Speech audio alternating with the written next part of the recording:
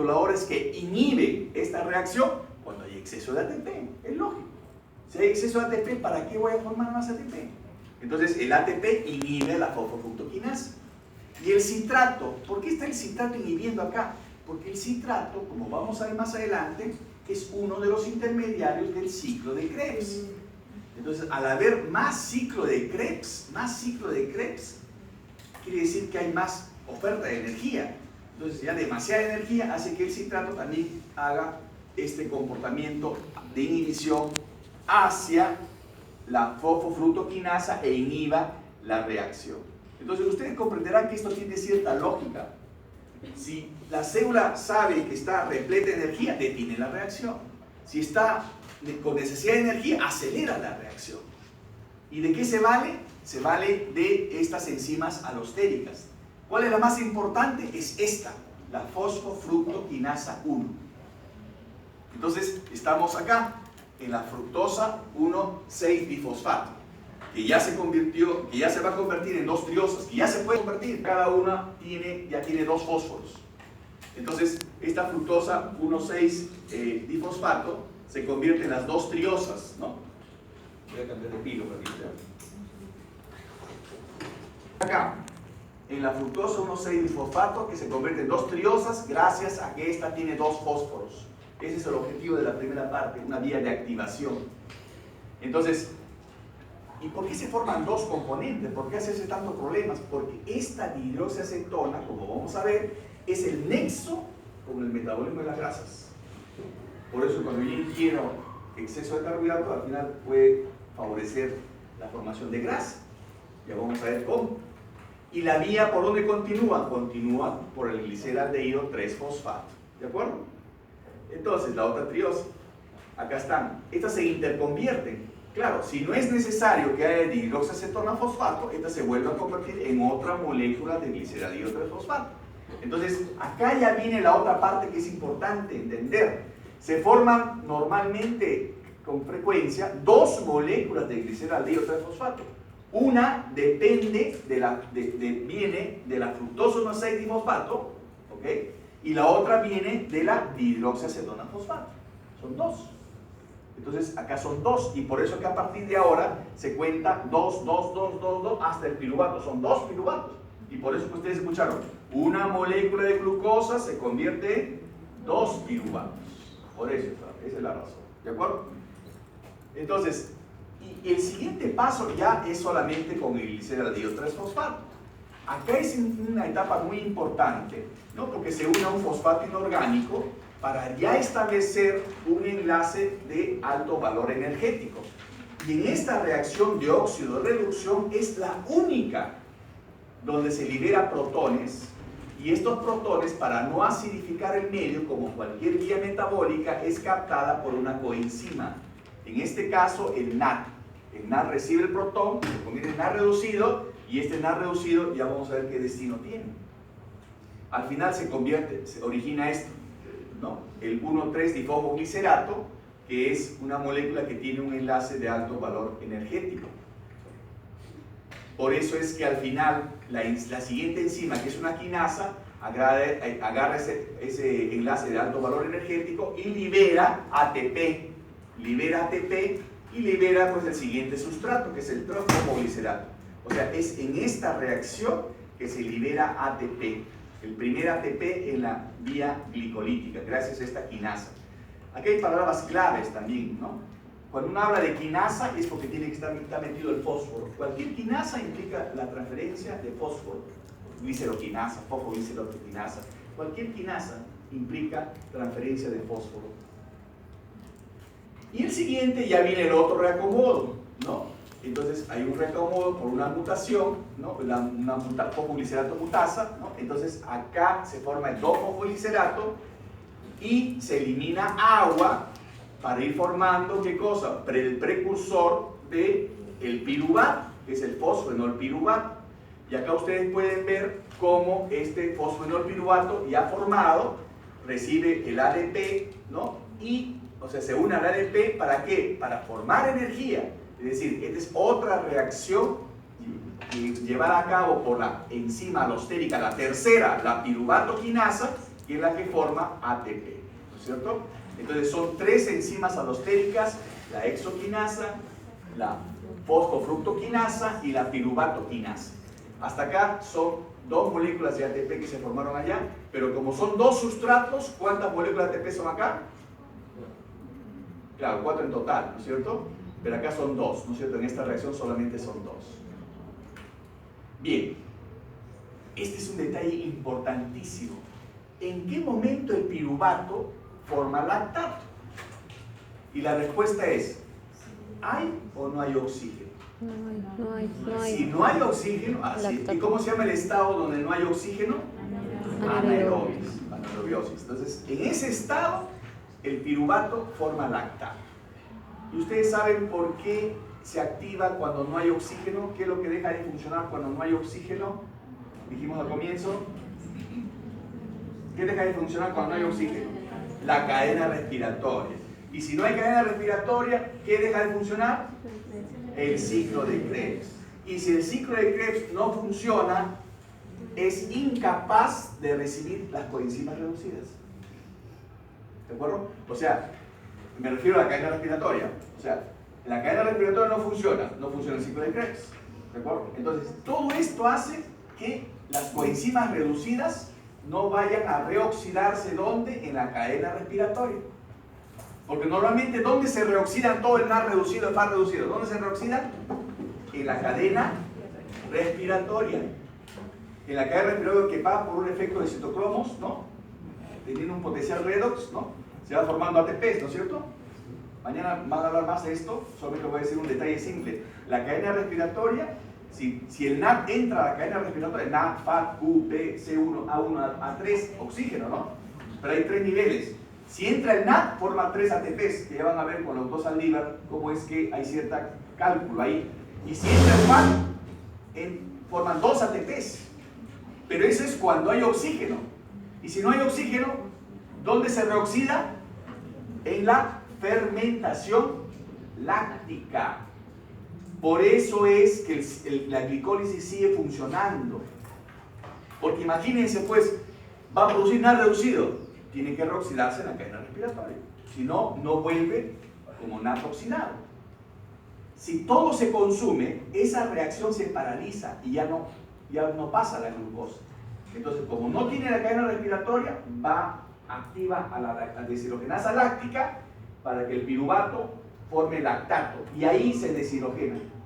Y ahí forma otra vez el NAD oxidado, que vuelve a ser utilizado. Entonces, permite circular a la glucosa. Miren la importancia. Es la única vía que tiene esa opción. No hay otra vía. O sea, por eso les decía, esta es la única vía que puede seguir funcionando sin oxígeno. ¿Por qué? Por la fermentación láctica.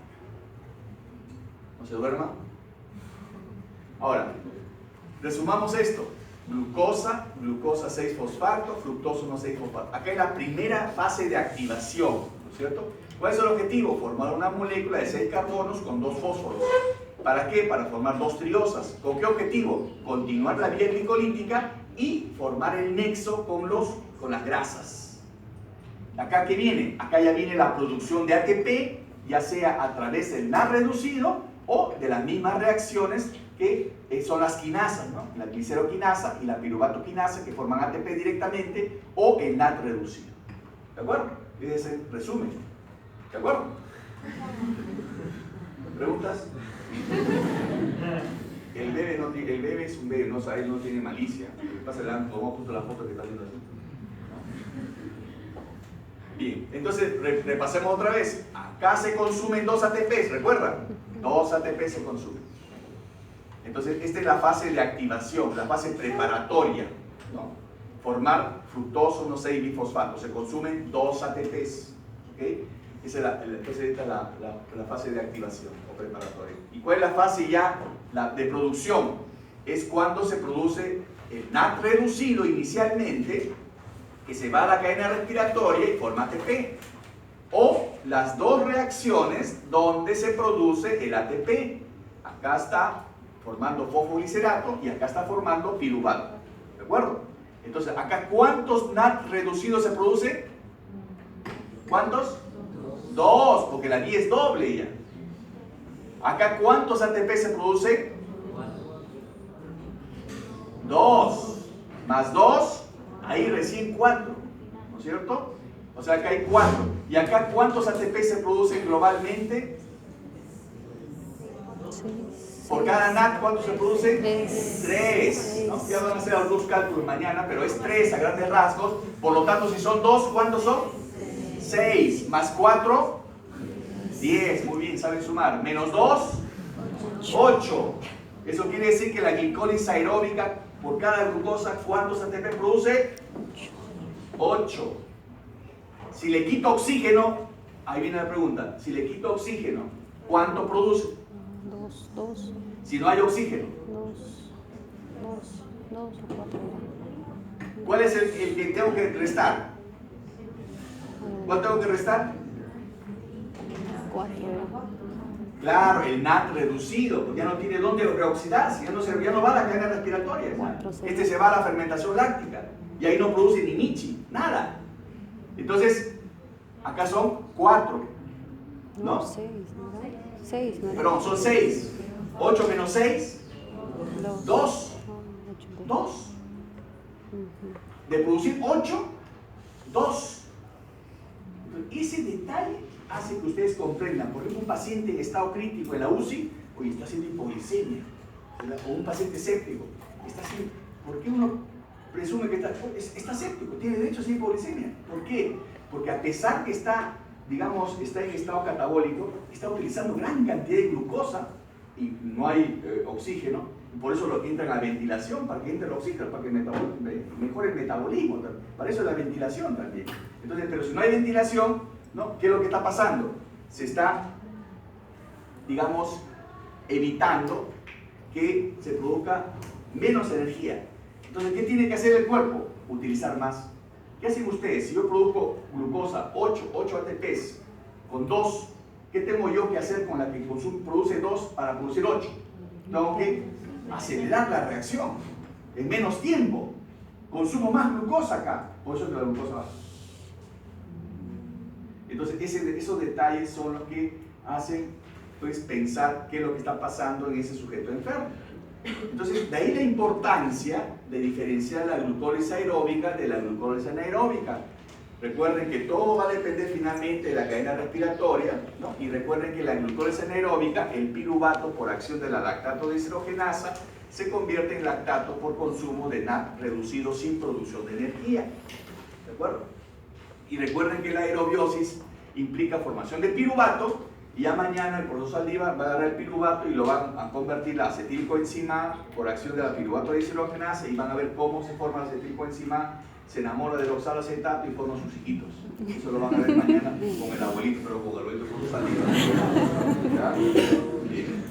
A veces uno no entiende algunos aspectos, ¿no? Por eso es bueno preguntar. Pregunten. ¿Preguntas? Ya. Entonces, acá hay un pequeño detalle también. Recuerdan al NAT reducido, ¿no? De la vía glicolítica, ¿no? ¿A qué parte de la célula tiene que ir el NAT reducido? ¿A qué parte de la célula? A la mitocondria. A la mitocondria. Así es, porque ahí está la cadena respiratoria. Pero ¿cuál es el pequeño detalle? Que la membrana mitocondrial es impermeable al NAT reducido, no pasa. Lanzaderas. Por eso es que tiene que utilizar las lanzaderas para que pase vía salto alto. ¿A dónde? A la mitocondria. Y hay 2 lanzaderas. La lanzadera de glicerofosfato y la lanzadera de malato. ¿Cuál es el que utiliza más? El 80-70% es esta. No, perdón, es esta de acá. Donde va NAT a NAT. En cambio en esta va NAT. ¿A dónde? A FAT. ¿Cómo? El NAT reducido, los protones, escuchen por favor, lo pasa aquí a la dihidroxacetona-fosfato, que para algo es útil también. ¿Bien? Pasa a la dihidroxacetona-fosfato, a glicerol 3-fosfato, pasa a la mitocondria y ahí al convertirse nuevamente en dihidroxacetona-fosfato suelta el protón, pero lo suelta a un FAT. O sea, un NAT va a un FAT. Por supuesto que esta conversión implica menos energía, porque un FAT produce ¿cuántos ATPs? Menos energía. ¿De acuerdo? Entonces, felizmente que esta no es tan frecuente el uso. La más usada es esta, que es la lanzadera de malato. El protón va al oxalacetato, que se convierte en malato. El malato sí pasa a una velocidad dentro de la mitocondria, y dentro de la mitocondria el malato se convierte en oxalacetato, suelta el protón y lo suelta a un NAD. NAD. El otro era NAD-FAD. Este es NAD. O sea, se producen 3 ATPs. Esta es la que se utilizaba más frecuentemente. La lanzadera del isofosfato y la lanzadera del malato. Bien, no olviden, 2 fases. Fase de activación y fase de generación o producción de energía. Son 2 fases. Ya saben el objetivo de cada fase. La regulación. Esto es sencillo comprender. Por supuesto, esto se detiene si hay más energía. Si no hay energía, se acelera. ¿Cómo se da cuenta que hay energía? O por AMP, o ADP, o ATP, o porque hay exceso de intermediarios en el medio. Por ejemplo, acá vemos la fosfofructoquinasa, que es la más importante. Si hay exceso de ATP, inhibe a la fosfofructoquinasa para que no haya más degradación. Pero el AMP aumenta, ¿no? El fósforo aumenta, la fructosa 2,6-fosfato aumenta, el ADP aumenta la piruvato-quinasa. La piruvato-quinasa también es inhibida por ATP. O sea, de esa manera se regula la vía glicolítica. O sea, no es una vía continua. Por eso que la glucosa es respetuosa. En cambio, la irreverente fructosa puede meterse por varios lados sin tener mucha inhibición por las enzimas alostéricas, como vamos a ver más adelante. Entonces, ¿cuál es la importancia de la glicólisis? Los eritrocitos para la síntesis ATP no tienen mitocondrias y por lo tanto no tienen ciclo de Krebs. ¿De acuerdo? El músculo esquelético con producto de energía, sobre todo en condiciones anaeróbicas. ¿Qué es lo que hace un deportista antes de realizar la actividad física? Comienza a ventilar, a calentar, porque sabe que el calentamiento implica oxigenación y la oxigenación mejora en el metabolismo y por lo tanto mejora en el rendimiento. Un sujeto no entrenado acumula más ácido láctico y eso está relacionado con la fatiga muscular. No es que sea la causa de la fatiga, pero sí está relacionado con la fatiga. Entonces, un sujeto entrenado demora en formar ácido láctico y por eso está mejor condicionado metabólicamente. En el tejido adiposo provee energía y dihidroxicetronofosfato para la síntesis de triglicéridos. Por eso que los carbohidratos pueden formar triglicéridos. Y en el hígado, fundamental como paso previo en el ciclo de Krebs, además puede generar precursores para la síntesis de ácido graso, que lo vamos a comentar más adelante. Otro detalle importante, ¿la vía glicolítica solamente sirve para producir energía? No. La vía glicolítica tiene otros objetivos. El Shant-Rappaport, esto explica ese objetivo. Miren cómo el gliceraldehído 3-fosfato, de acuerdo a la enzima, una deshidrogenasa en este caso, da origen al 1,3-difosfoglicerato. Y este 1,3-difosfoglicerato se puede convertir en 2,3-difosfoglicerato.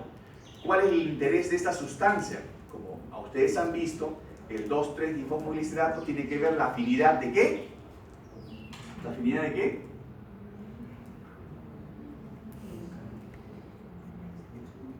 En el eritrocito, la afinidad de la hemoglobina con el oxígeno.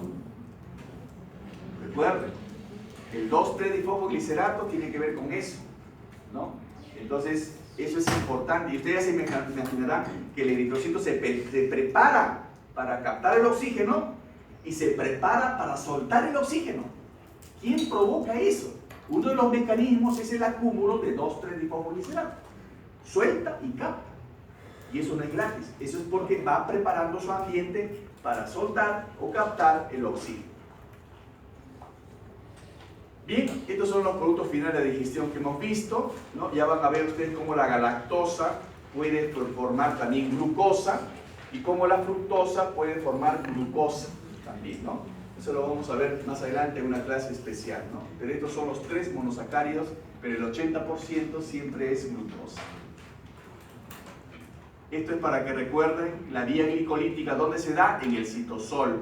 Pero hay mucho de la vía glicolítica que tiene que terminar con un adecuado funcionamiento en el ciclo de Krebs y la cadena respiratoria.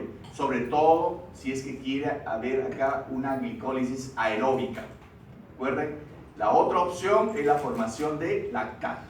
La fermentación láctica permite que la vía glicolítica siga funcionando aún en anaerobiosis. Este es el destino de la glucosa. Y esto no sé por qué no me sale. No sale. No sale. Lo que decía el otro día no sale. Solo el sonido, ¿no?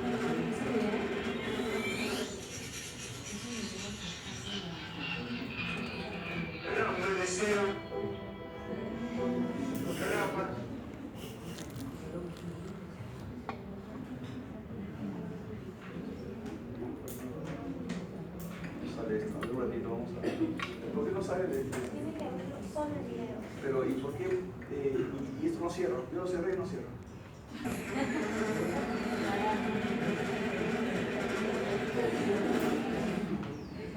Ya, entonces.